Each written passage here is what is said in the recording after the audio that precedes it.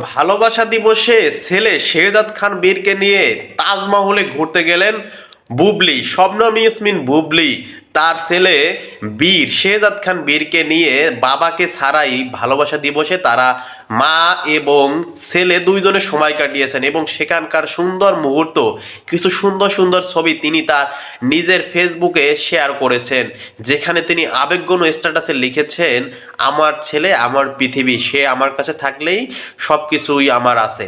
তো বাবাকে ছাড়া, শাকিব খানকে ছাড়া ছেলে শেহজাদ খান বীর তার ভালোবাসা দিবস কাটলো মায়ের সাথে।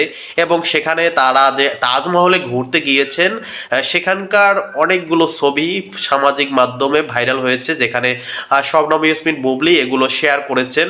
তো বুবলির যারা ভক্ত আছেন বা তারা কিন্তু খুবই প্রশংসা করেছেন যে মা ও ছেলেকে খুবই সুন্দর লাগছে। আসলে এই ছবিগুলো কিন্তু খুবই সুন্দর লাগছে, দুইজনেরই কিন্তু একদম সেম